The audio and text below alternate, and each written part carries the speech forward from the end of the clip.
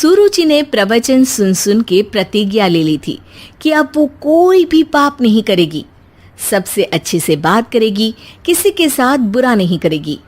बहू, ये मच्छर तेरे गाल पे कब से बैठा है? अरे काट लिया तो गाल गुलाब की तरह लाल कर देगा।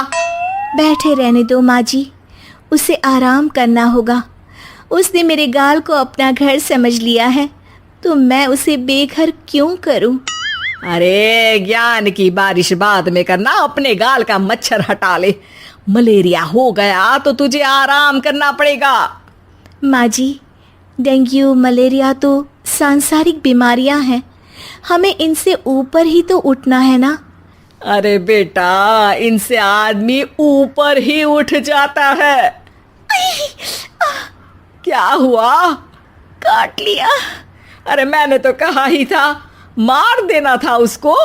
नहीं नहीं माँ जी, उसे भोजन करना था, मैंने उसे पोषण दिया है, मुझसे पुण्य का काम हुआ है।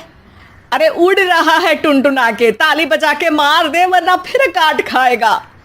नहीं नहीं माँ जी, जीव हत्या करना पाप है। मैंने एक बार व्हाट्सएप पे एक उपदेश पढ़ा था, मच्छर आपको काटे ये उसका जुनून है, उसके बाद आप खुजाओ ये आपका सुकून है।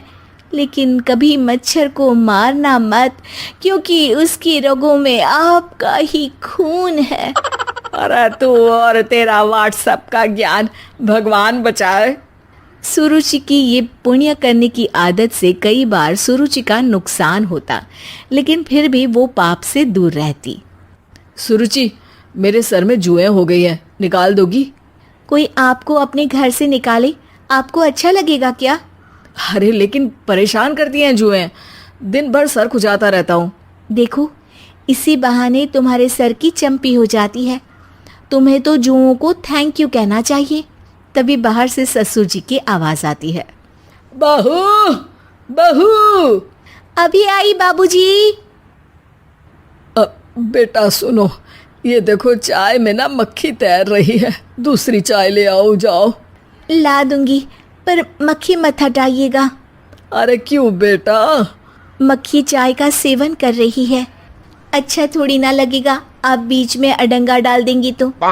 आपको अच्छा लगेगा क्या अगर कोई आपकी चाय छीन ले? अरे पर निकालूंगा नहीं तो मक्खी मर जाएगी बेटा।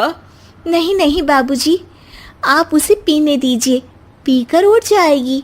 लेकिन बाबूजी मक्खी के साथ ही चाय पी जाते हैं। ये क्या किया बाबूजी? अरे मक्खी सिर्फ चाय ही क्यों पिए, आज सुबह मैंने मिठाई भी खाई है, पेट में ही है, वो पेट में चाय भी पीती रहेगी और मिठाई भी खाती रहेगी। सुरुचि को समझ में नहीं आता कि वो बाबूजी के इस कारनामे पर क्या जवाब दे। वो सास के पास जाती है। सास के हाथ में एक खटमल मारने की दवाई है। माँ जी, आपके हाथ में ये क्या है? अरे बेटा, तू तो बीए पढ़ी है, इतना तो पढ़ने में आया ही होगा कि ये खटमल की दवाई है। माँ जी, आप क्यों मार रही हैं खटमल? मत मारिए माँ जी, आप अपनी नींद के लिए खटमलों को हमेशा के लिए सुला देना चाहती हैं। अरे अब चुप भी हो जाओ देवी, पुरानी दवाई है, एक्सपायर हो गई है, फेंकने जा रही हूँ, नहीं मार रही हूँ खटमल।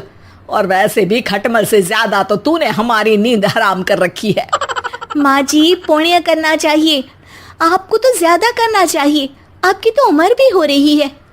अरे उम्र से याद आया, बैंक में जाकर जन्म तारीख सही करवानी है, तैयार हो जा, कल स्कूटी चला के ले जाना मुझे। अगले दिन सास घर से निकलने से पहले दही शक्कर खा रही है और जल्दी जल्दी में हाथ नहीं धोती। बहू स्कूटी निकालती है और सास ताला लगाती है। ताला लगाते वक्त शक्कर के दाने ताले पे रह जाते हैं और दोनों सास बहू हड़बड़ी में घर से बाहर निकल जाती हैं। अच्छा हुआ कि तेरी स्कूटी में सेल्फ स्टार्ट है, वरना तू तो बोलती कि मैं किक नहीं मारूंगी, किक मार दी तो पाप लगेगा। माँ जी, इस तरह मजाक करना भी पाप होता है। दोनों सास बहू बैंक पहुंचती हैं। अभी लंच टाइम है, बाद में आना। अरे भाई साहब सुन तो लो, करवाना क्या है? अरे जन्म तारीख बदलवानी है, कैसे बदलेगी? अब किसी और तारीख को पैदा हो जाओ। यही चुटकुला आप अपने मैनेजर को भी सुना पाओगे ना? वो भी हंस ले थोड़ा, अभी बुलाती हूँ। अरे अरे रुकिए रुकिए, ये फॉर्म भरिए और आधार कार्ड दीजिए। अरे राम रे, आधार कार्ड तो भूल ही गई, उसके बिना तो नहीं होगा। अरे बहू जा, घर से जल्दी से मेरा बटुआ उठा ला, उसमें मेरे सारे कार्ड रखे हैं। जा जा जल्दी लेकर आ, वरना बैंक बंद हो जाएगा और कल मुझे अपनी बहन के यहाँ भी तो जाना है ना। जी माँ जी, अभी गई और अभी आई। अरे रुक, चाबी तो लेकर जा घर की। बहू जल्दी से घर पहुंचती है, लेकिन घर पहुंचते ही देखती है कि ताले पे बहुत सारी चींटियां हैं, जो माँ के ताला लगाते वक्त हाथ से ताले पे शक्कर छूट जाने के कारण आ गई थी। चींटियां हट जाओ, मुझे आधार कार्ड निकालना है। बहू चींटियों को हटाती नहीं है, उनसे मिन्नतें करने लगती है। सुनो, हट जाओगी तो और भी शक्कर के दाने खिलाऊंगी। अभी सास का काम बहुत ज़रूरी है, मेरी बात सुन लो, मान लो। मैंने तुमको हटाया तो पाप हो जाएगा। चींटियाँ कैसे सुरुचि की बातें सुनती जब घर में ही उसकी कोई नहीं सुनता था। शाम हो जाती है पर चींटियाँ हटती नहीं है। तभी सास वहाँ ऑटो से आ जाती है। अरे कहाँ रह गई तू? बैंक भी बंद हो गया। माँ जी, ताले पे चींटी। सास पूरा माजरा समझ जाती है और बहू से कहती है, एक बात बता, सोच के देख, अगर मुझे खून की बोतल चढ़ानी पड़ी और उस पर चींटी बैठी हो, तो बोतल से चींटियों को हटा के मुझे बचाएगी या चींटियों को वहीं बैठा रहने देगी? माँ जी, ऐसा होगा ही नहीं। अरे चींटियों को तो मीठा पसंद होता है, खून की बोतल पे तो मच्छर आएगा, क्योंकि खून तो मच्छर पीता है।